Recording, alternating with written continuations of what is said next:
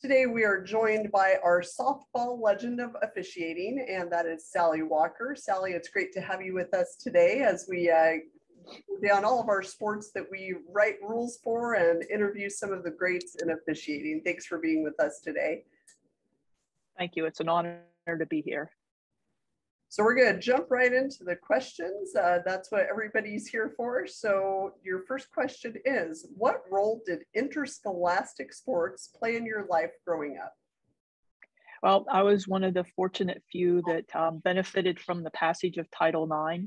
I started high school in 1974. So in the high school that I attended, fortunately had started a girls basketball program as well as a track program. So I was fortunate enough to get to participate on both of those teams my freshman year.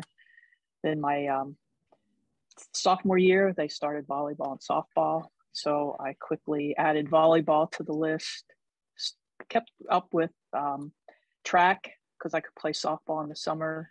Then my junior year, I decided that I liked softball more. So I started softball. But I was very fortunate that I was able to go from one season to the next, and obviously loved each one of them. Couldn't wait to get to the next sport, but softball was by far my favorite, and ended up being something that allowed me to pursue softball. In college, was one of the first females from our town to receive a scholarship to play softball at West Virginia University, and so it really, interscholastics played a big role in my life, and obviously allowed me to continue my education at West Virginia. And that's great that you mentioned Title IX. Of course, with this being the 50th anniversary of its passage. Correct. Year, that's an exciting prospect to think about, and thinking about the next 50 years and where it'll go from there. So we're doing a huge celebration with the NFHS as far as the Title IX celebration. So I'm glad that unprompted and unscripted, you brought that up and the importance of it to you in your life. So thank you for speaking to that. So after your role as an athlete, what made you decide to become an umpire? Actually, I didn't make that decision for myself. Sort of an interesting story. I moved out to Illinois for the summer to play softball, and one of the gals on our softball team was umpiring in a summer league, and she told me that I was going to join her that night to umpire, and I was like, no way will I ever be an umpire.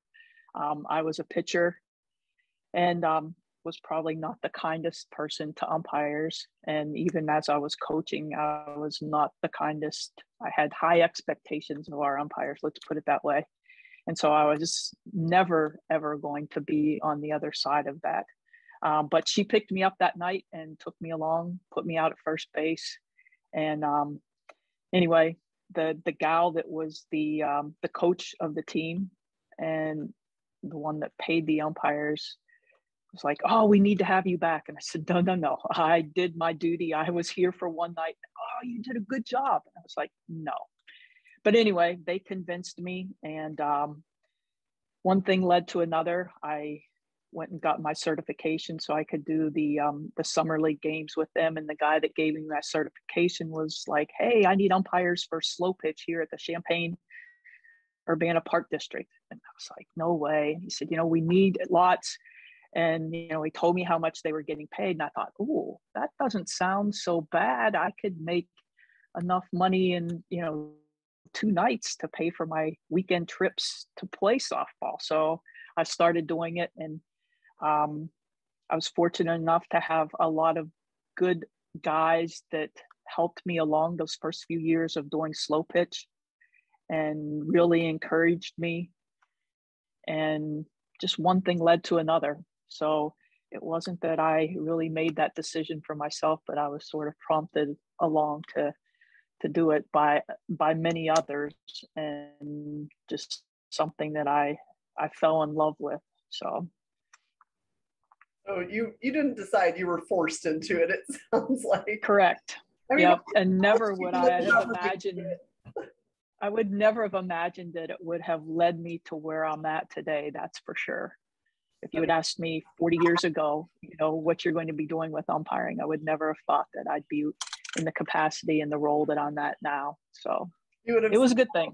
I'll be done with that in 2 years. I'm not going to do it much longer. Yeah, exactly. That's a great story. Once you got forced into it, I guess, when did you realize that umpiring was something that you really wanted to do for the rest of your life? I'm not sure exactly when that occurred. When I read the question, I was like, when did that happen? But I think part of that process was I became athletic director at the high school that I was teaching at back in 1986. And once I became athletic director, I was not able to continue coaching at the high school level. And so I started umpiring high school softball at that point in time. And that's when I think I realized that I was doing a pretty good job at this. I had high school coaches that were requesting me to come back, and I was really enjoying it. And I think at that point was when I really decided that this is something that I was going to pursue, because it allowed me to stay in touch with the game that I loved. And and it was something that I felt like I was doing a pretty good job at, and I was being pretty successful at. So and once I got into the high school, I had some junior college coaches around here that were out recruiting, and they saw me and they were like, "Hey, can you come and do some games for us?" So I got to move up the ladder in that regard. And it's just something that, once you see the success, I think, and feel that, then, anybody that's a little competitive, I think you want to keep moving up. And I saw some opportunities, saw some college games, and thought, maybe that's something I can do. And so I started working towards that. And just, having been a collegiate softball player, getting to the World Series was always something on my list of things to do. And actually, we were within one game of getting to the first Women's College World Series back in 1983. And so to be able to think that I might be able to get there as an umpire was sort of enticing, and felt like a good goal to have. What is the most memorable moment of your umpiring career on the diamond? Again, that was something, it was like when I read the question, I'm like, when was that? Because I've been fortunate enough. I had a long career. I was able to work 4 Women's College World Series, and obviously each one of those was very significant, and you had very many moments leading up to those. But I would guess that the first World Series that I had back in 2003, I worked 2002 and 2003, but in 2003, I was assigned to work the plate game for the championship game. Back in those days, it was only one game. And I was fortunate enough to be on the game where UCLA pitched a no-hitter. And I just felt like I was really locked in that game, and felt like I walked off the field feeling pretty good about what I had done. So I think that's probably the most memorable. But to put it back to just one is sort of tough, because like I said, I was fortunate to have a long career and a lot of really good moments out on the field. So. And on the other side of that, what's your most memorable experience of your umpiring career off of the diamond? I'm not sure about that.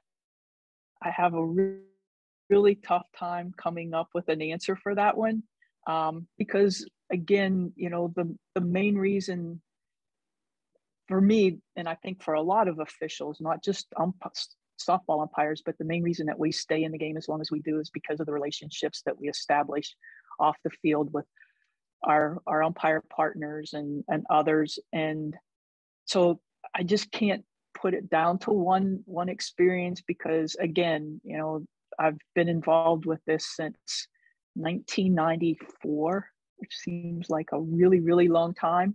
And so I've had so many people that have been a part of some rather significant moments with me. So I can't put it down to one, because I've been fortunate enough to be surrounded by a lot of really, really good people, both as umpiring partners and then now in my capacity as a coordinator. The number of umpires that I have that work for me, just really, really good people that I appreciate so very much. So sorry, I can't come up with just one. No. It ends up being almost like a scrapbook of memories where there's just so much, absolutely. Which I mean, you know, you think back to one season and, you know, something comes up, and you think back to another season and there's 2 or 3 things and 2 or 3 people that have really had made an impact on my life. And so I can't just put it down to one specific thing. That's a great answer, in my opinion. What would you tell a newer official who is about to quit officiating to keep them in the game? I think the big thing would be that, you know, there's a lot of really positive things that could happen from this. And I think, again, back to my career, never thinking that umpiring could take me to the places it has. I've been fortunate enough to travel around this country and visit many institutions, a lot of different softball facilities, and just the number of people that I have met. And so I think I would encourage them to think about the things that this could bring to you, and things that you could experience as a result of. And you know, beyond those types of things, I think about the things and the ways in which I have grown as a person and as an administrator. And softball certainly helped me with that. As I mentioned, I was a high school athletic director for 31 years. And I think about the experiences that I had both on the softball field and off the softball field that helped to make me a better high school athletic administrator. So it was, I mean, it's just such a great experience, character building in many ways, but, you know, the many people that you get to meet, just think about the things that it could offer you. And certainly there are challenges, you know, and those challenges are very different than what I experience. Especially right now, we're dealing with a lot of very inappropriate behavior being put towards us from fans and coaches, and that's really tough.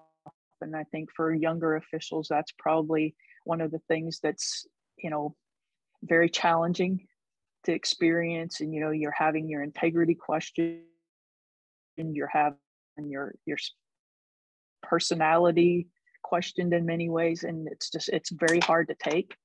And so, you know, think about the things that you can learn from that. It's going to make you a stronger person. But, you know, there's just so much that officiating can bring to you that you're not going to be able to experience anywhere else in life. And so think about those positive things before you step away.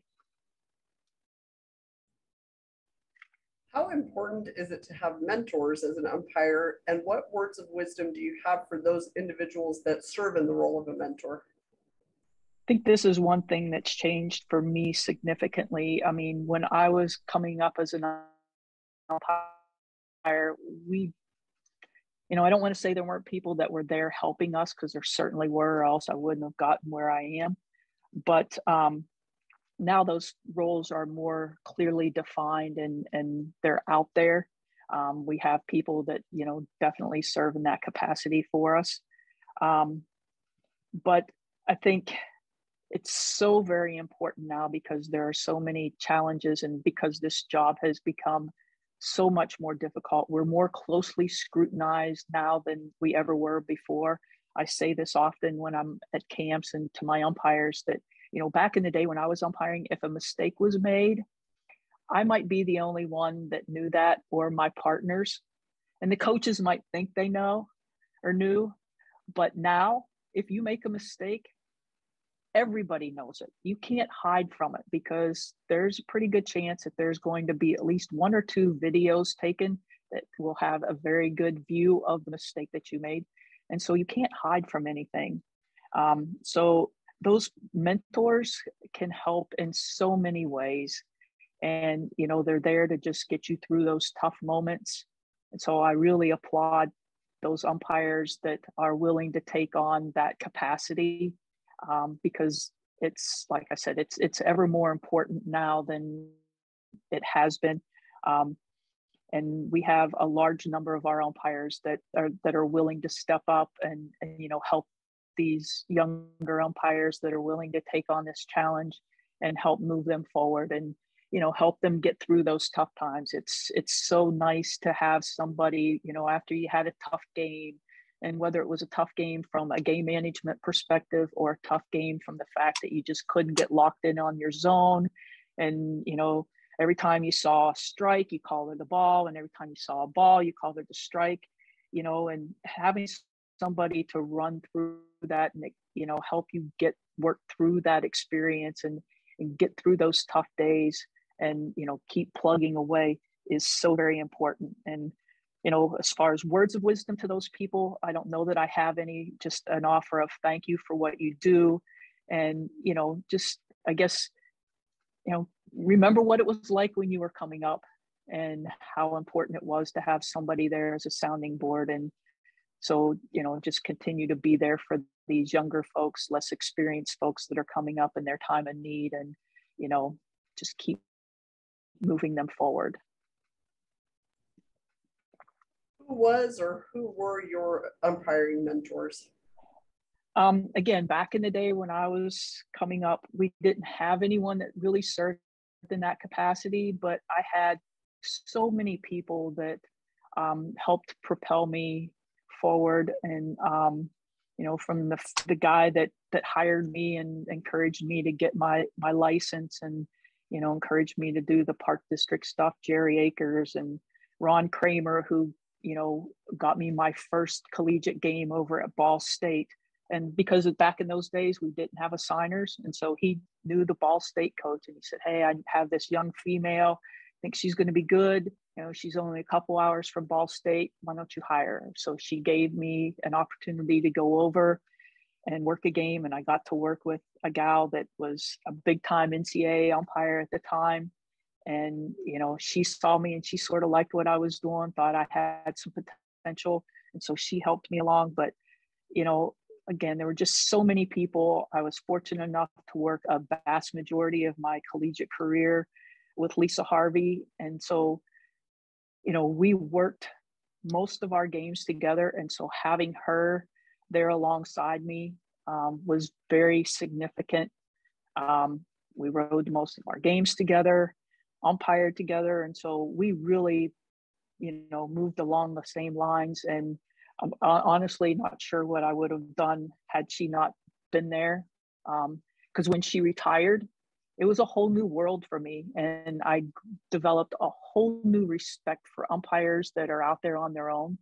You know, it was a lonely trail when I was traveling now. I was going to airports on my own, sitting there for hours by myself. Whereas before, you know, I had somebody to sit there and hash through the last 3 games with.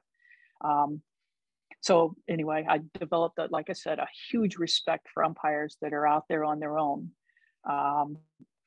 But again, there were just so many mentors, too many to mention. Kathy Strom, who was the Big Ten coordinator at the time, really helped me a lot. Emily Alexander, Marty Makar, who really helped me when we had the leadoff classic at the time.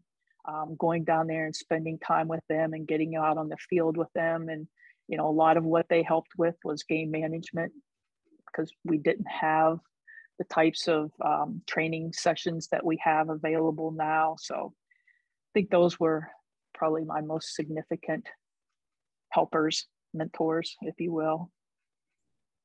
I feel like Emily Alexander's reach is huge. Oh my goodness. Yeah. I mean, don't know who she just mentor in some ways. She yeah.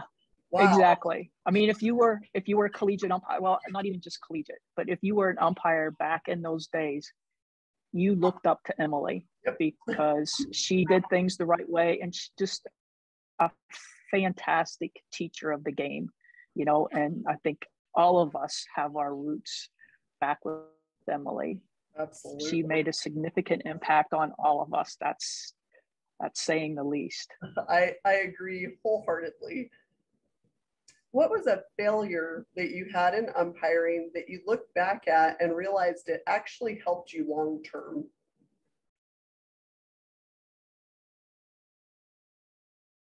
Again, couldn't come up with any particular thing. I think one thing that did happen was after my first College World Series. I think all of us that have been there, the first time you walk away and you have this burden on your shoulders that, you've been there and now you have to be perfect. And it's a pretty big burden to carry along. And I don't know, maybe I'm different. Maybe everybody doesn't feel that, but I certainly did. And I know that into my first season following my first series, and I just felt weighted down by that. And had an experience at a game. It was down at College Station in Texas at A&M, and I rung a batter up on a second strike. And I mean, it's mortifying as an umpire to do that, but we've all done it. If you've umpired, you've done it. And anyway, I walked off the field. We were in the locker room, and the guy that was the coordinator at the time walked in. He's like, "Oh, way to go, way to go." And I mean, we always razz each other about that, right? But he said, "Yeah, I'm sitting up there," and one of my buddies turns around and goes, "Oh, so that's your World Series umpire, huh?" And it was just like, yep, that was me. And you, like I said, you just carry this burden because you want to justify that you belong there. And I felt like I let him down. I felt like I let everybody down, but I really, and it's how you respond that's important. And I think I sort of just let myself from that point on, just do away with that and just move on and just continue to be the best umpire that I could be. So I think that really helped me long term understand that, what's important is what's on your plate at the moment, and what you have to do a good job there. Well, that doesn't matter anymore. You just got to keep moving forward. So that's excellent. Love that answer. What did you find the most rewarding about umpiring? I think for me, I'm somebody that enjoys a challenge. And so I enjoyed the opportunity to go out and, now that I was not competing any longer, that was sort of my competition. And so going out and being able to work a game and walk off the field with your crew and feel like, yeah, we did a pretty good job of that. We managed that game. We had good calls, and we didn't impact the outcome of the game. And sometimes the most rewarding thing is when you have a coach come up and say, "Nice job. We didn't even notice you out there." And that's when you feel like you did what you were supposed to do.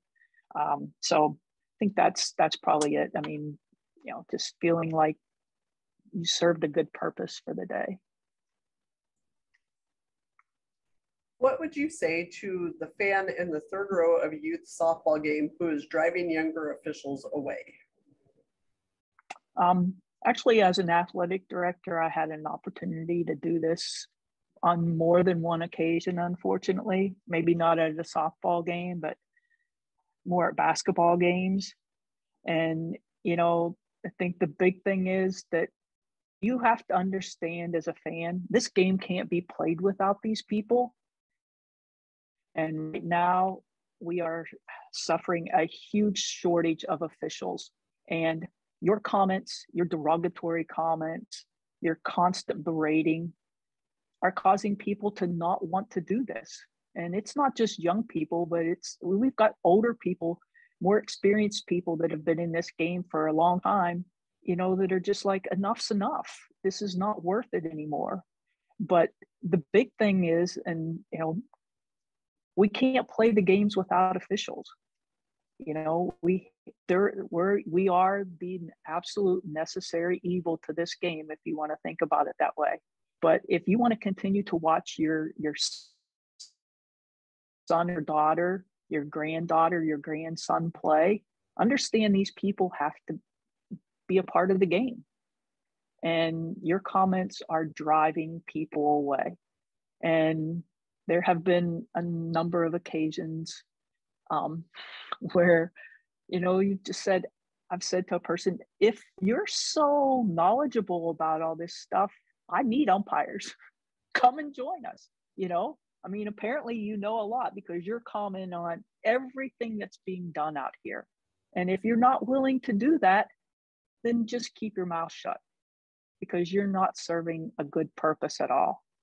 And I mean, I think back to a time when I was doing a 12 and under state tournament in Illinois, and I was out on the bases, and the little second baseman turned around to me and she said, "Miss Umpire, can you do me a favor?" And I was like, if I can, I will. And she said, "Can you kick my mom out of the game?" And I was like, wow. And I said, "Yeah, I really can't do that." And she said, "I'm just tired of listening to her." And her mom was yelling at her, you know, she was yelling at us umpires, but she was also yelling at her teammates. And, you know, I mean, are to the game, and not just to the umpires, but in some cases to their own kids. It's very sad.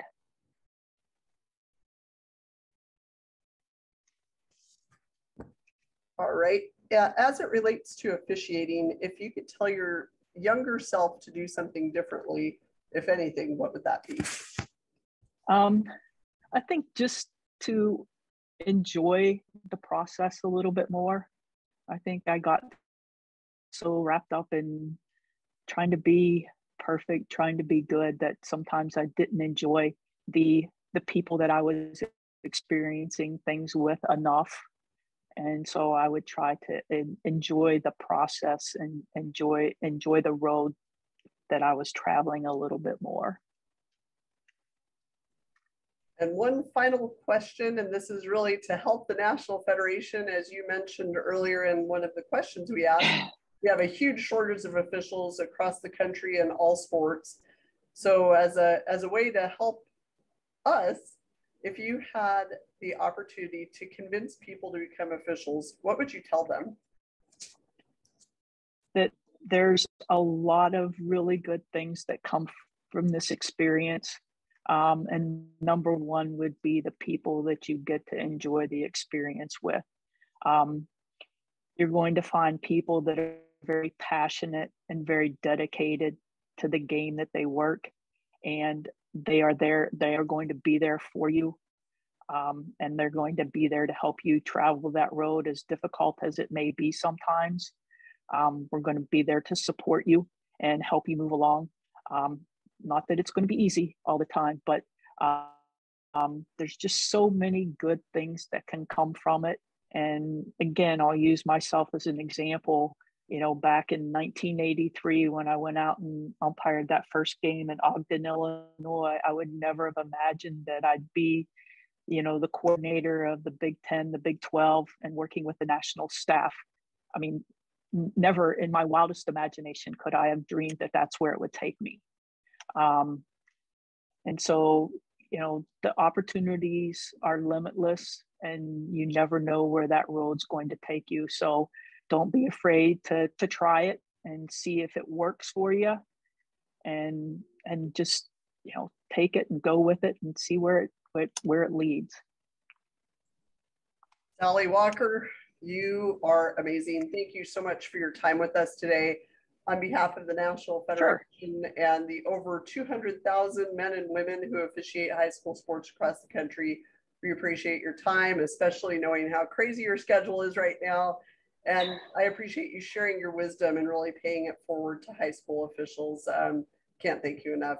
We appreciate it and look forward to seeing and hearing from you in the future. Thanks, Sally.